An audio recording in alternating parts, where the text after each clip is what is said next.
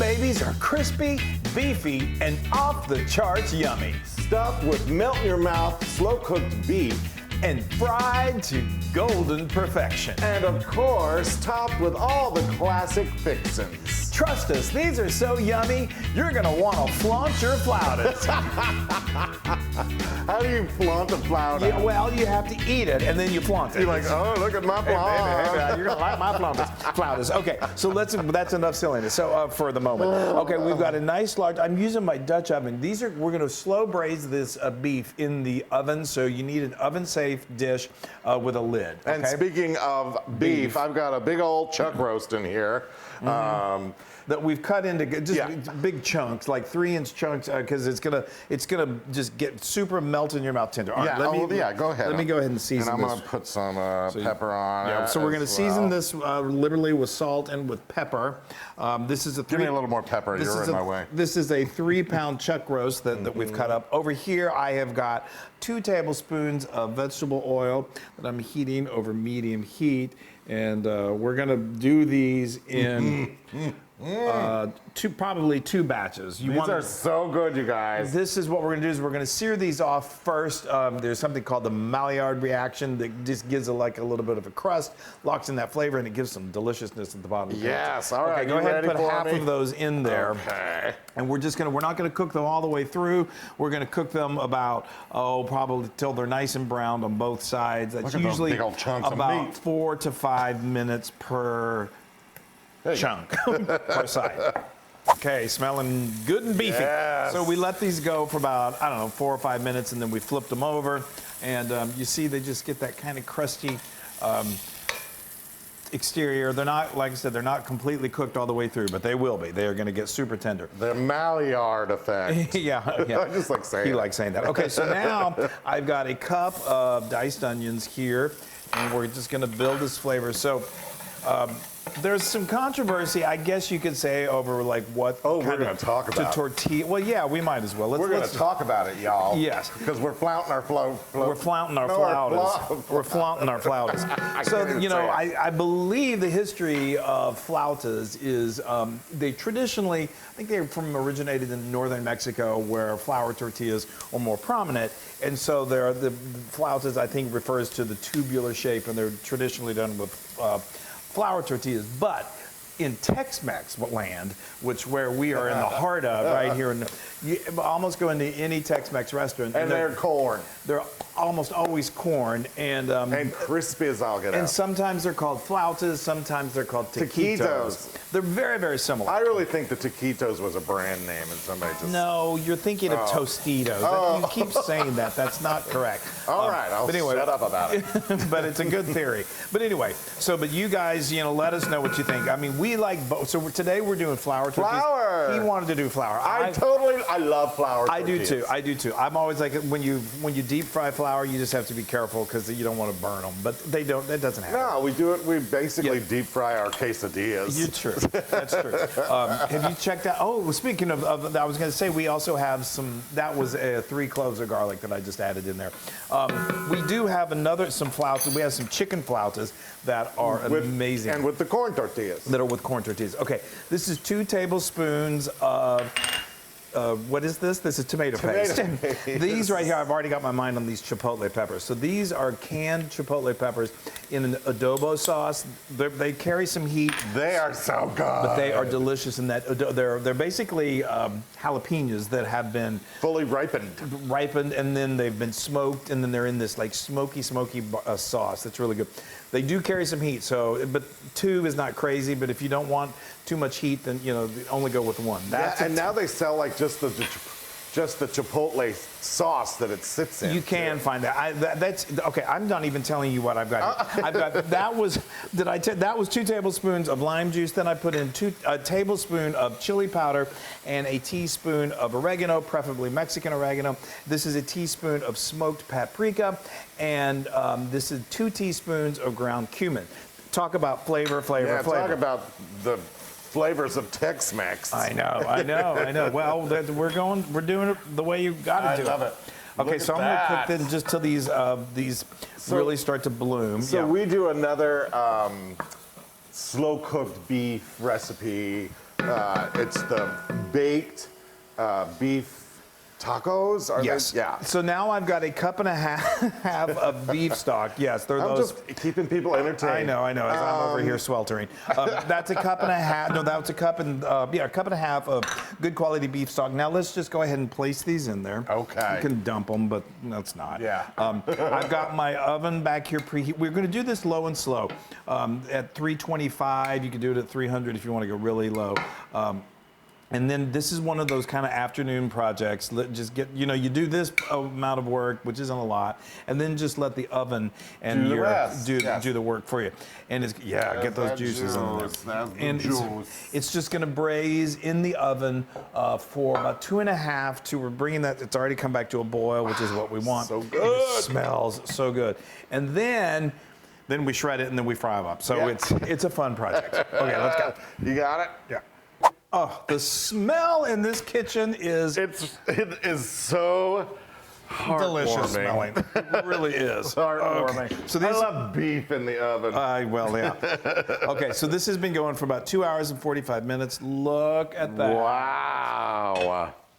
That is just, you can just tell it is just like fall apart tender. Lovely. So now let's see if I can do this without them falling. But no, this should be good. They should be very easy for you to shred. Look at that. Isn't that a good? The smell, oh my goodness gracious. Careful now. Yeah. Don't be flinging all the meat juice all over the place. I know. So now, see, that just falls apart. Now there may be a few little fat chunks in there. You can just discard that. And speaking of fat, so it did obviously, chuck roast has got some marbling, so that's going to render a little grease. And while that is tasty, you don't want it to be too greasy. So while you got that? Is that done? That's good. Wow, you guys, look at that. While you do the pleasure of look at that. Wow. Oh, that is easy. And this, I'm telling you, this is amazing in these flautas, but it's amazing in quesadillas. Like we always have some left over, so we definitely use it for it. Makes a decent amount. You've got 3 pounds of meat. So now what I'm doing right here, the grease is just going to sort of float to the top, and it's easy. I just use a little spoon or a little ladle here just to get rid of most of it. And I've got some fat that I'm taking away that Chris was talking about earlier that we just don't want. Wouldn't it be nice if it was that easy just to take the fat away? Sign me up. All right, look at that, y'all. How's it going over there? So you're just removing it? I'm just spooning some out. You want to leave some? Yeah, leave some of that good tasting fat in there. Look at that. Oh, yeah. Look at that. Okay, so you may have noticed we haven't added any salt other than what we did to the meat when we first started. And so this doesn't need a lot of salt. Just remember your beef broth most likely has some salt in it. The tomato paste has a little salt. But we're gonna hit it with a little, so you don't want to under-season. So we're gonna go ahead and add a little salt there. Then right before we're ready to start rolling, we're gonna taste and see if we need to add any more salt. Guys, look at that. I left a little fat in there just for some tastiness. Okay. I did also take some fat and put it over to the side there. All right, I'm gonna give this to Chris then to put it back in the pot. I'm coming with you. So we're gonna put it back into that, these juices. I got most of the fat out of there. And then we are going to, is this not crazy? This is so off the charts. I'm dying. Look at that. Okay. This is kind of what we did with those baked beef tacos that we did. It is very similar. Okay, so now look at that. So now we're getting it nice and coated. And what I want to do is I just kind of want that sauce to really set into the meat. So I'm just going to put it on the stove over here for just a couple minutes just to get that sauce a little more thickened and really adhered to the meat. And we're going to get our oil ready. And then we're going to make some flautas. Fry them up. Okay, we are ready. I got meat, I got cheese. Let's talk cheese. Speaking of cheese, we are going with our friends Sonoma Cheese. Their traditional jack is delicious. And they've got a pepper jack that is peppery good, delicious. So good, y'all. You need to check them out. We have a link for it. Check them out, and you can learn all about Sonoma Cheese. Yes. And then I've got We got the meat, we got the cheese. Get this Hold on, I'm getting all verklempt here. All right, and then we had these, we heated these flour tortillas up in the microwave just to get them a little more pliable. So if you're gonna, again, we're doing flour. If you're doing corn, you can just brush a little oil over them.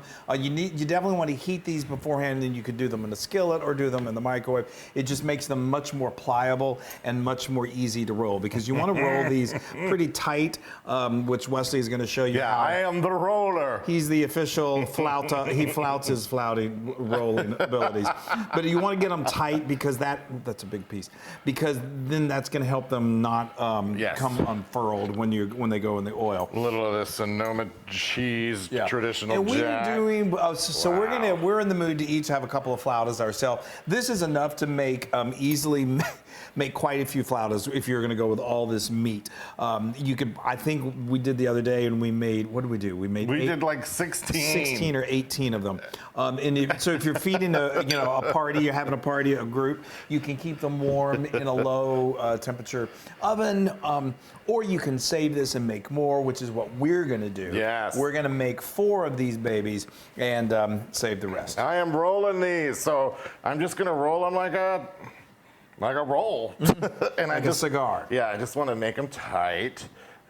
Some meat might come out the end when we fry it, but that meat I love the meat on the end of the flauta. It's crispy, it's delicious. Okay, it's really there's a little meat right there. Now, if you really wanted to be super secure and make sure that they didn't come unfurled or anything came out, you can get a couple of toothpicks and just put them through the seam there, and that'll hold them in place. But Wesley doesn't like to do that. He's Yes. We are going they didn't have toothpicks back in 1800, I don't think. Did they? Okay. All right, we're going to do these other 2, and then we're going to fry them. Yes. Okay, got this nice and tight. There we go.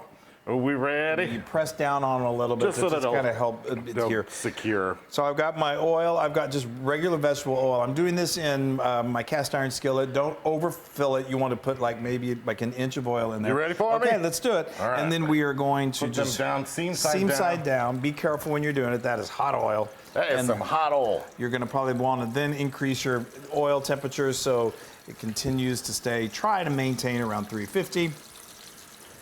And just keep them in place for right now. Yeah, keep them in place so they'll seal up. Seal, and they'll kind of set. Okay? Yay! We're going to cook these babies until they are golden and ready to eat. Yes! And look at that. Gorgeous! So we fried those until they just, they may want to start to come apart a little bit. That's okay. Clamp them. You can just clamp them get a pair of tongs. It's going to work. And then you can even take it out of the oil, reform. Right. Or you could use toothpicks. You could use toothpicks. I know.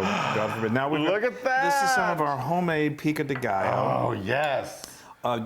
Really, whatever kind of toppings you like, guacamole would be great, but we love the color and the flavor of this. Some cotija cheese. Some beautiful cotija cheese. Look at that, isn't that gorgeous? Yes. And then we've got some fresh cilantro.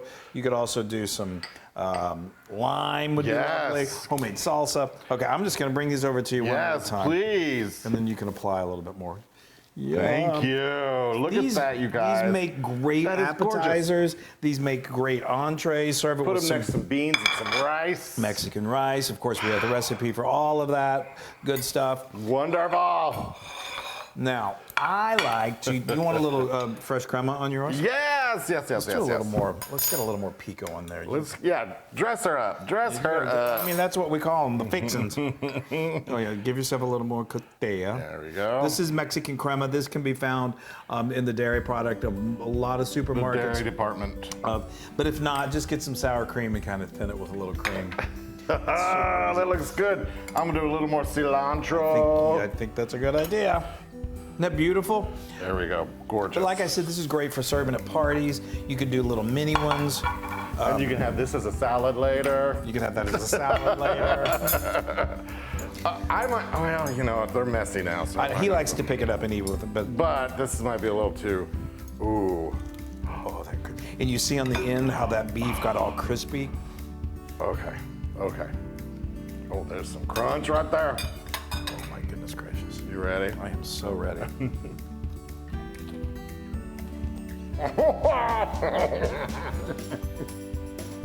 Oh. I love it. Just like a favorite Tex-Mex restaurant. Wow. This is often what I will order when we go to a Tex-Mex restaurant. And Wesley and I went back and forth a little bit on if we were gonna do corn. I love my hot sauce. If we were gonna do corn or flour, and I wanted to do corn, and he convinced me to do flour, and I think it was a good idea. I need a little of my hot sauce. There we go. Hot sauce too. And I love how the beef on the end, as you get towards the middle, is still just so tender and so juicy. Using my hands. Oh my gosh! Wow. That's